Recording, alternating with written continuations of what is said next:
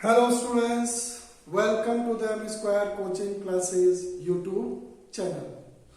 इस वीडियो में जो डिस्कस होने जा रहा है टॉपिक है वो है the third law of exponents.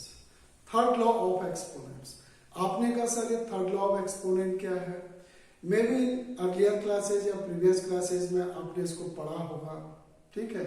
और इसका एप्लीकेशन क्या होगा, इसका डेरिवेशंस क्या होगा और इन मैथमेटिक्स इसमें इसको कैसे यूज करते हैं in detail I will explain it. Okay, now look here, कैसे करना है। The third law of exponents. Third law of exponent discuss होने जा रहा है। थर्ड लॉ ऑफ एक्सपोनेंट होता क्या है?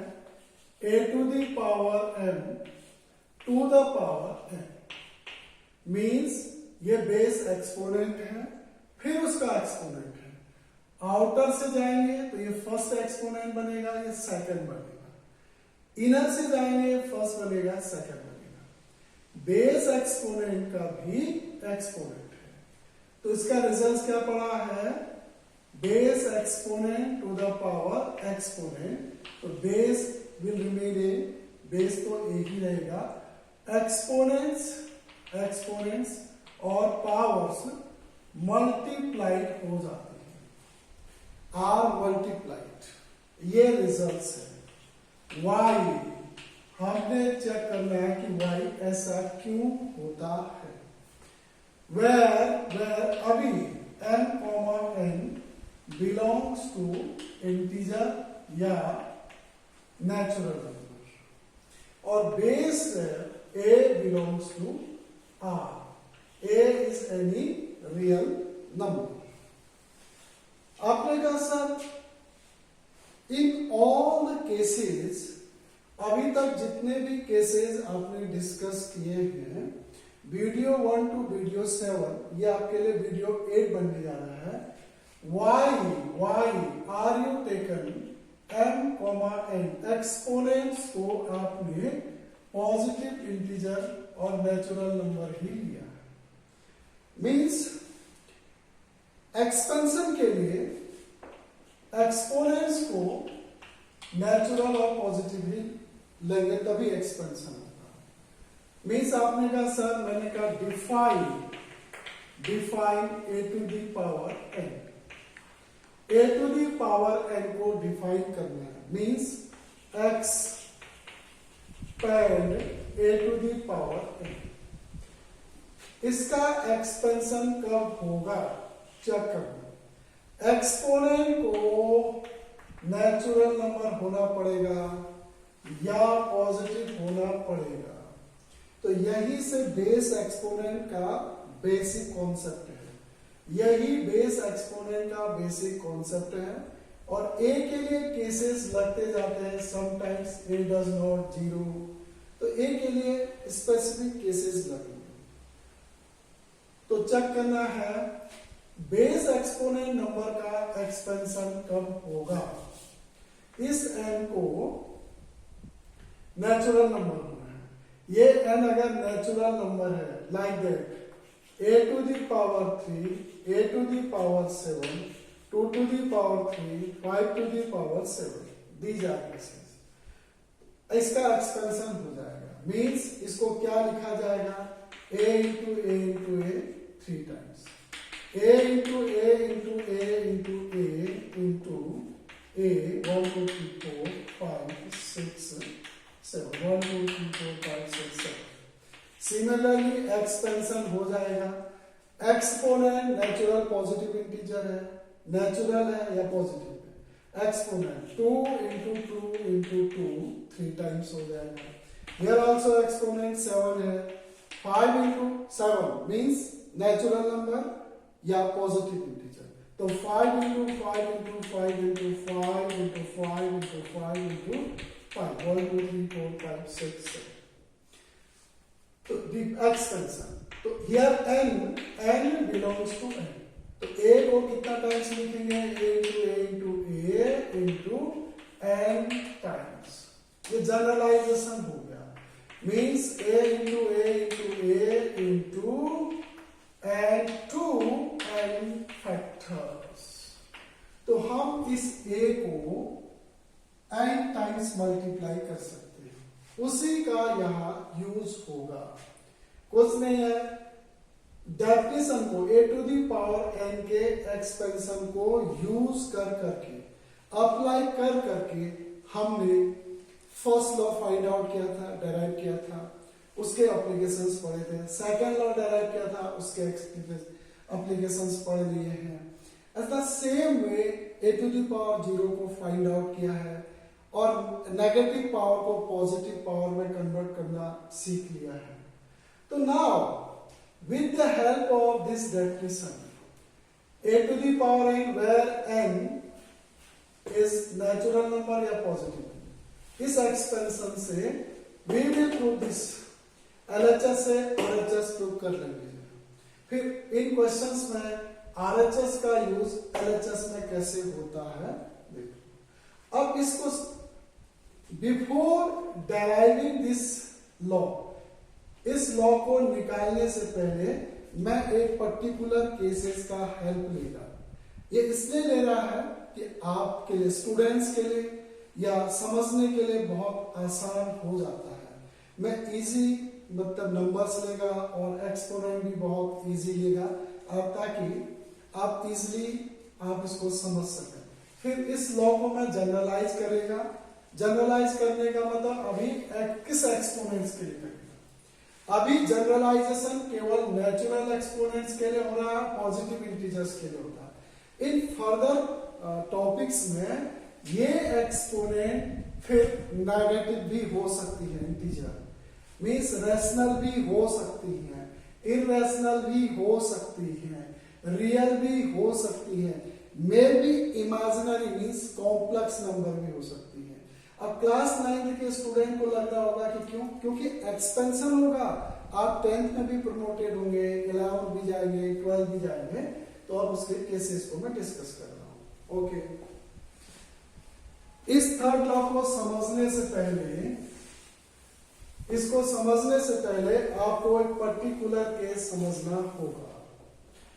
आपने कहा sir let 2 belongs to R, 2 real number है, नेचुरल भी है, होल भी है, रैशनल भी है, पर इररेशनल नहीं है, रियल भी है, ठीक है।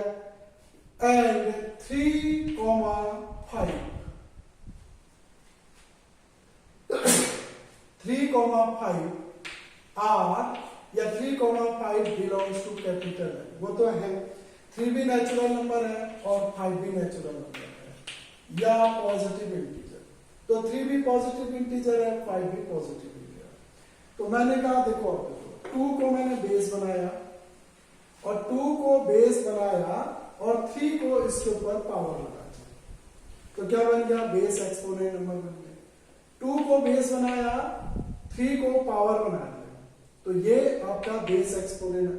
और फिर इसमें और एक 5 को फिर एक्सपोनेंट बना दिया, फिर एक्सपोनेंट बना दिया। तो अब क्या हुआ, ये बेस एक्सपोनेंट का भी एक्सपोनेंट, मतलब 2 to the power 3 to the power 5। तो मीन्स by taking outer exponent, अब आप आउटर एक्सपोनेंट को फोकस करो, इस एक्सपोनेंट के लिए ये पूरा बेस बन जाएगा, पूरा बेस बन जाएगा।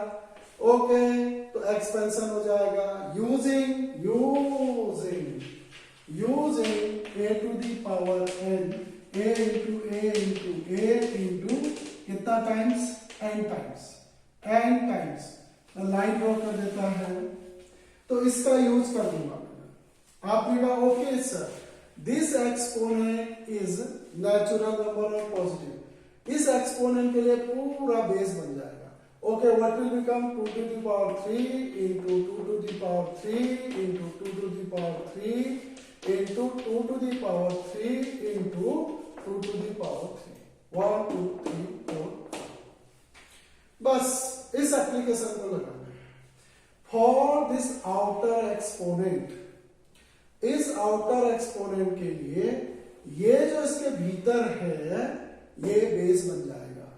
तो इस बेस को हम 5 टाइम्स मल्टीप्लाई कर सकते हैं। आपने कहा क्यों कर सकते हैं? यूजिंग दिस ऑल्सो, ये एक्सपोनेंट है, ये बेस है और ये नेचुरल नंबर है, मीन्स n टाइम्स ए n टाइम्स मल्टीप्लाई होगा। अगेन लुक हियर, मैं 5 ब्रैकेट्स पहले बना देता हूं। अगेन आपने सेम यूज हो गया, अब फर्दर इसका यूज हो जाएगा।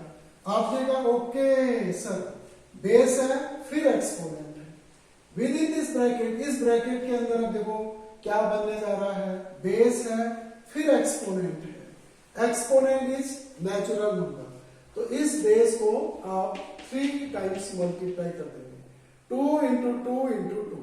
Here also ब्रैकेट लगाना है, 2 into 2 into 2। For this third also 2 into 2 into 2। Next third के लिए next 2 into 2 into 2 into 1 2 3 4, 2 into 2 into 2।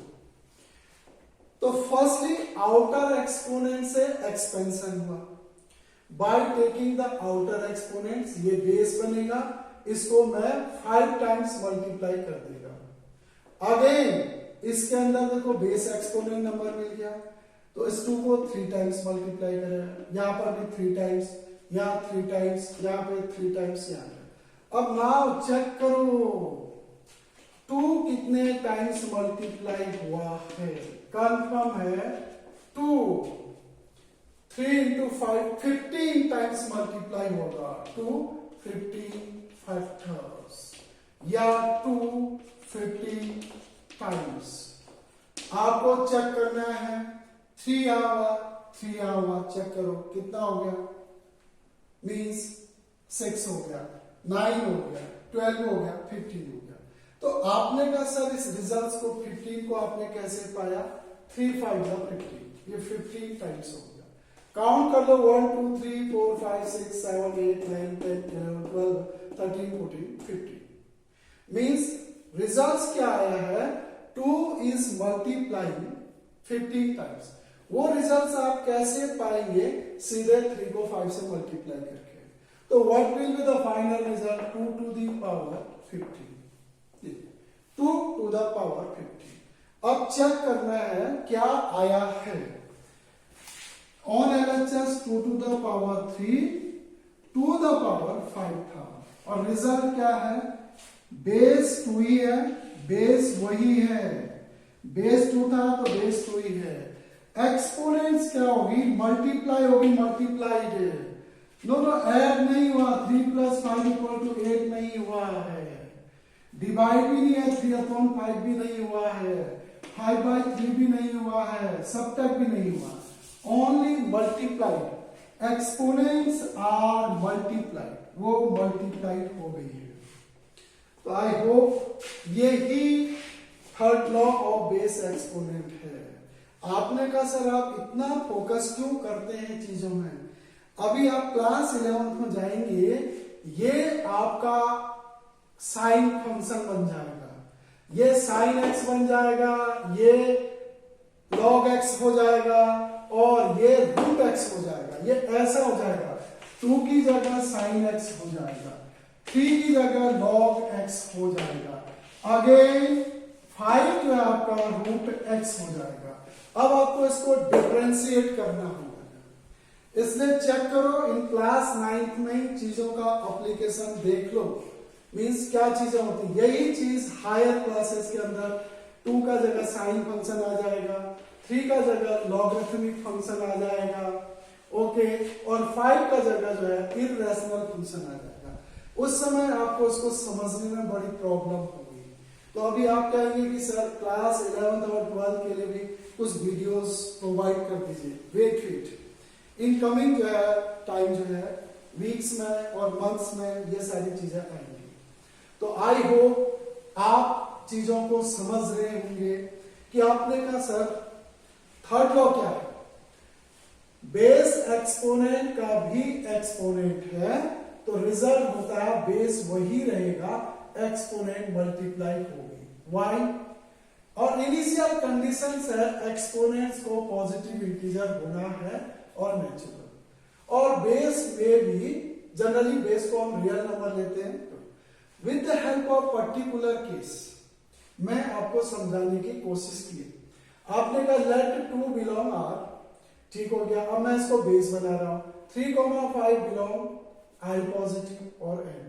तो मैंने फर्स्ट 3 को इसके ऊपर लिखा ऐसे 2 to the power 3 base exponent हुआ, फिर इसके एक्सपोनेंट लगाते हैं।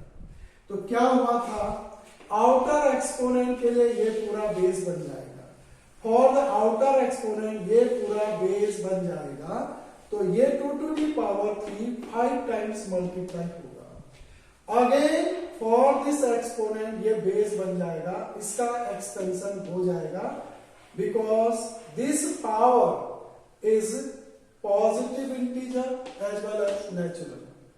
ओके, 2 एक्सपेंशन होगा, 2 will be multiplied 3 times into same इस ब्रैकेट के अंदर होगा, सेम इसमें होगा, सेम इसमें होगा, सेम। तो फाइनली जो है आपने इस 2 को कितने टाइम्स मल्टीप्लाई किया, 15 टाइम्स किया। वो आया कैसे, 3 into 5, 3 को 5 से मल्टीप्लाई करके चेक कर लो, 1 2 3 4 5 6 7 8 9 10 11 12 13 14 15। तो 2 into इस होल रिजल्ट को मीन्स क्या लिख सकते हैं, 2 into 2 into 2 into 2 so up to 15 factors means 2 15 times 2 into 2 into 2 कितना टाइम्स होगा, 15 टाइम्स होता है, मीन्स 2 15 टाइम्स। तो इसी को तो रिपीटिंग है। अब देखो ये इसको इन्वर्ट करते हैं, मैथमेटिक्स कैसे, a into a आप n टाइम्स करते हैं तो ये क्या बनता है, a to the power n बनता है। तो 2 into 2 into 2 आप कितने टाइम्स करें बताओ, 15 टाइम्स करें। तो इसका नोटेशन क्या होगा, बेस क्या बन जाएगा, 2 पावर क्या हो जाएगी 15। अब रिजल्ट्स को पढ़ो फिर, base 2 to the power 3 to the power 3, base है, एक्सपोनेंट है, फिर एक्सपोनेंट है। तो थर्ड लॉ कहता है base will remain same, base 2 ही रहेगा, पावर्स मल्टीप्लाई हो जाएंगी। अब मैं इस लॉ को उधर जनरलाइज करने जा रहा हूं, और हायर एजुकेशन में ये क्या बनता है मैंने with the help of an example आपको दिखाने का कोशिश किया है। तो बाद में ऐसे एक्सप्रेशंस का या फंक्शंस का हमको डेरिवेटिव भी निकालना पड़ता है, मींस डोमेन भी चाहिए होते हैं, रेंज भी चाहिए होती है, मींस रिलेशन फंक्शंस पढ़ने होते हैं। तो अब मैं इसको इरेज कर देगा इधर वाले को, अब मैं इसको जनरलाइज कर देगा। ओके, इसको इरेज नहीं कर रहा हूं। तो अब आपने कहा सर क्या लिखेंगे, let a belongs to r, मतलब a कोई रियल नंबर है and m, n belongs to I positive और नेचुरल नंबर। ओके, तो व्हाट विल बिकम, आपने कहा sir a to the power n base exponent बनाओ, बन गया, और उसमें फिर पावर n लगा। ओके, तो बेस एक्सपोनेंट का भी exponent a to the power n to the power n। तो अब इसको मैं ऐसे बनाऊंगा, to the power n।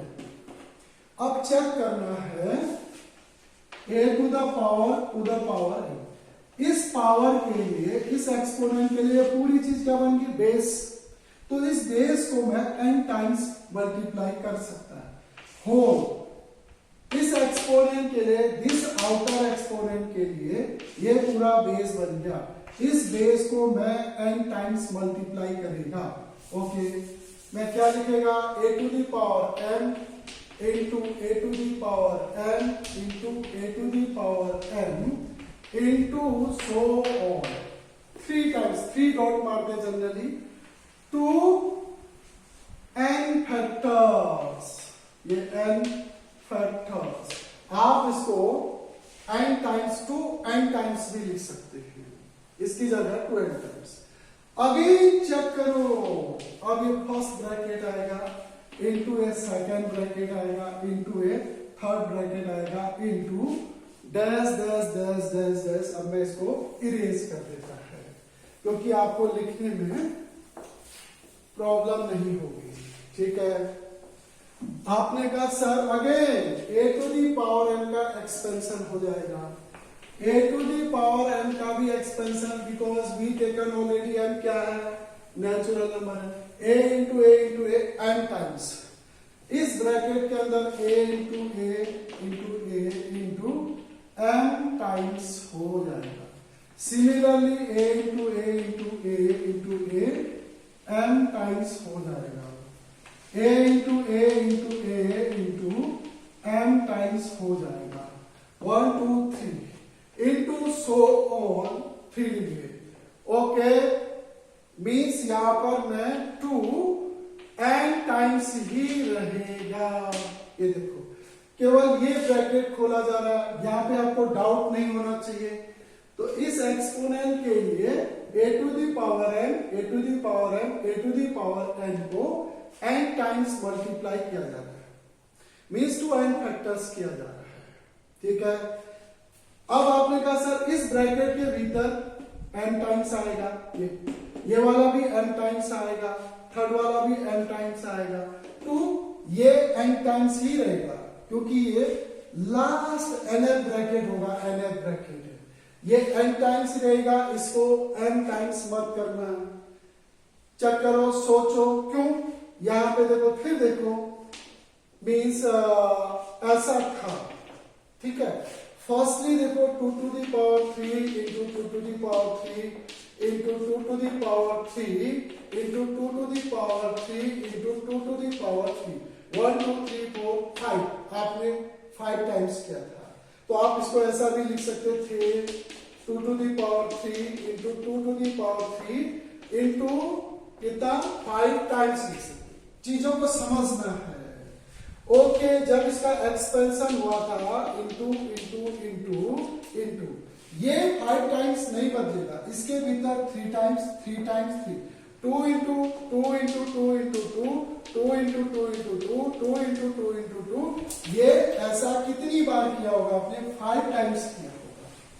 Okay, final result क्या आएगा फिर, अगर आप लिखना चाहेंगे a, अब a को कितनी बार मल्टीप्लाई किया होगा, चेक करो। जैसे इस क्वेश्चन में 3 इंटू 5 किया था, यहां पर 2 फाइनली 15 टाइम्स मल्टीप्लाई हुआ था, इस 5 टाइम्स को इस 3 से मल्टीप्लाई किया था। ऐसे ही जनरलाइजेशन में ये जो n है वो इस m से मल्टीप्लाई होगा 2 mn टाइम्स आएगा, mn टाइम्स आएगा, m प्लस n नहीं बनेगा। याद रखना 3 प्लस 5 ये 8 टाइम्स नहीं आया था, ये 15 टाइम्स आया था। वो 15 टाइम्स कैसे आया था, ये दोनों चीजें मल्टीप्लाई हुई और यह काउंटिंग करेंगे। तो यहां पर जनरलाइजेशन है, तो इस पर्टिकुलर केस से जनरलाइजेशन को कैसे पाते हैं, जनरल केस को पाते हैं। यहां पर आपने 3 5 को मल्टीप्लाई करके वो टाइम्स निकाले थे, मतलब 2 को कितना टाइम्स मल्टीप्लाई किया। ऐसे इन द सेम वे यहां पर m और n को मल्टीप्लाई करेंगे, mn टाइम्स आएगा, क्योंकि इसके भीतर m फैक्टर्स हैं, इसके भीतर भी m फैक्टर्स हैं, इसके भीतर भी m फैक्टर्स हैं। ऐसा हम n टाइम्स कर रहे हैं, तो टोटल mn टाइम्स होगा, m into n mn times होगा। अब व्हाट विल बिकम, देखो a to the power m to the power n, a को आपने कितनी बार मल्टीप्लाई किया है, mn टाइम्स, तो ये अब पावर बन जाएगी a to the power mn बन जाएगी। ये देखो क्यों, 2 इंटू 2 को आपने कितनी बार मल्टीप्लाई किया था, 15 टाइम्स किया था, तो ये क्या बन गया था, 2 टू दी पावर 15 बन गया। तो यहां पर कितना टाइम्स आएगा इन जनरल, mn आएगा। तो we proved the third law of base exponents, यही है third law of exponents. Exponents, यही एक्सपोनेंट्स का थर्ड लॉ है। अब आपने कहा सर इसके यूजेज क्या है, इसके यूजेज क्या है, हमको क्वेश्चंस में कभी ऐसा बनेगा 3 to the power 2 the power 4 बनेगा। अब हम सीधे लिखेंगे पावर्स को पावर से मल्टीप्लाई कर देंगे, base exponent to the 3 to the power 2 the power 4, तो पावर्स मल्टीप्लाई होती है, अभी अभी प्रूव किया है पावर्स मल्टीप्लाई होती है। पावर से ही पावर मत बना देना, ऐसा मत बना देना कि इसको 2 लिखेंगे फिर पावर 4 बना देंगे, means 2 to the power 2 whole power 4। इसको ऐसा मत बना देना कि 3 to the power 2 और 2 to the power 4, पता लगा इसको ऐसा लिख दिया, मींस 2 to the power 4 को क्या लिखा 2 into 2 into 2 into 2, 2 to जा 4 to जा और 2, इसको जो है 16 लिख दिया। और उसके बाद 3 into 3 into 3 कितना टाइम्स कर दिया 16 का। ओ ये बहुत ही बड़ा ब्लंडर मिस्टेक हो गया, ऐसा नहीं करना है। ऐसा कौन स्टूडेंट्स करते हैं, कौन लोग करते हैं जो अटेंटिवली चीजों को नहीं देखते हैं, सीरियसली पढ़ना नहीं चाहते हैं, क्लासेस के अंदर केवल जो है वो टाइम पास करने के लिए आते हैं। उनको ये पता ही नहीं है कि व्हाट हैपेंड जो है इन द एक्सप्रेशन, इस डेरिवेशन में क्या आया था, क्या रिजल्ट्स लिखे थे। जनरली स्टूडेंट ऐसा कर देता है, ये सोचता है पावर है तो ये पावर है तो ये इसके पावर में लिख देता है, ऐसा लिख देता 3 to the power 2 the power 4। अब लिखने लगा 2 the power 4 को निकालेगा, उसको लर्न होगा वो 16 होगा। अब कहेगा 3 to the power 16 होगा, 3 को 16 टाइम्स मल्टीप्लाई कर देगा। नो नो, वो अटेंटिव ही नहीं था, मतलब उसको अभी ये पता ही नहीं है, वो बिल्कुल अटेंटिव नहीं अबाउट मैथमेटिक्स, मतलब they are not serious to learn, सीखने के लिए वो सीरियस नहीं है। तो आई होप अब आपने का सेकंड एग्जांपल देखिए।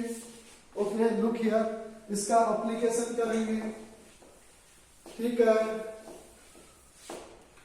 आपने कहा sir here is 11 to the power 3 to the power 7, तो फाइनल रिजल्ट लिखेंगे।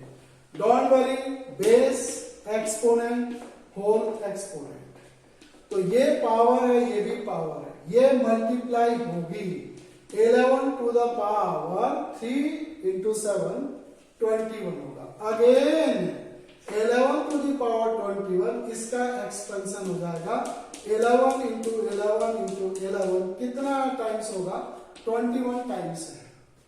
अगर आपके पास टाइम है, यू हैव मोर टाइम, आप इसको टेडियस वर्क नहीं समझते हैं, यू कैन मल्टीप्लाई 11 को 11 से, फिर उस रिजल्ट को 11 से, फिर उस रिजल्ट को 11 से, लेकिन ये लेंथी होता है, आप यहीं पर आंसर छोड़ सकते हैं। ओके, होप है आपको थर्ड लॉ क्या होता है ये तो पता ही लग गया होगा। बेस एक्सपोनेंट होगा, फिर उसका भी एक्सपोनेंट होगा, तो बेस एक्सपोनेंट का भी एक्सपोनेंट होगा a to the power m to the power n, result होगा बेस वही रहेगा और पावर मल्टीप्लाई हो जाएगी, पावर मल्टीप्लाई हो जाएगी। अभी हमने LHS से RHS लिखना सीखा है, फिर RHS से LHS लिखना भी सीखेंगे, वो एक फर्दर वीडियो में सारे लॉज के लिए आएगा, सारे केसेस के लिए आएगा, फर्स्ट लॉ के लिए भी आएगा, the second law of exponent के लिए भी आएगा, the third law of exponent के लिए भी आएगा, फोर्थ लॉ ऑफ एक्सपोनेंट्स के लिए आएगा, और सब स्पेसिफिक केसेस आएंगे। और अब उसके बाद कुछ क्वेश्चंस पढ़ेंगे, और फिर आपने कहा सर आप एक्सपोनेंट्स को हमेशा पॉजिटिव इंटीजर ले रहे हैं। Oh to understand laws of exponent, laws of exponent को समझने के लिए, उनके डेरिवेशन को करने के लिए इनिशियली ये एक्सपोनेंट को नेचुरल नंबर या पॉजिटिव नंबर लेना नेसेसरी है, अदरवाइज आप इन चीजों का एप्लीकेशन समझ नहीं पाएंगे। हाँ, फर्दर केसेस में ये एक्सपोनेंट्स नेगेटिव इंटीजर के लिए भी लग जाएगा, ये जो लॉज है नेगेटिव इंटीजर्स के लिए भी लगेगा, रैशनल के लिए भी लगेगा, इरेशनल के लिए भी लगेगा, रियल के लिए भी लगेगा, इवन कॉम्प्लेक्स के लिए लगेगा, even in higher classes complicated cases के लिए भी लगेगा। अभी धीरे धीरे धीरे धीरे आपको अपग्रेड किया जा रहा है। ओके, आप प्रॉपरली इसको देखेंगे और आई होप कि आप इसको समझ जाएंगे और इसका एप्लीकेशन इन सॉल्विंग क्वेश्चंस करेंगे। ओके, तो अब मैं क्लास को ऑफ करने जा रहा हूं। फिर फर्दर वीडियो में आपको फोर्थ लॉ ऑफ एक्सपोनेंट सिखाऊंगा, the fourth law of exponent सिखाऊंगा। ओके।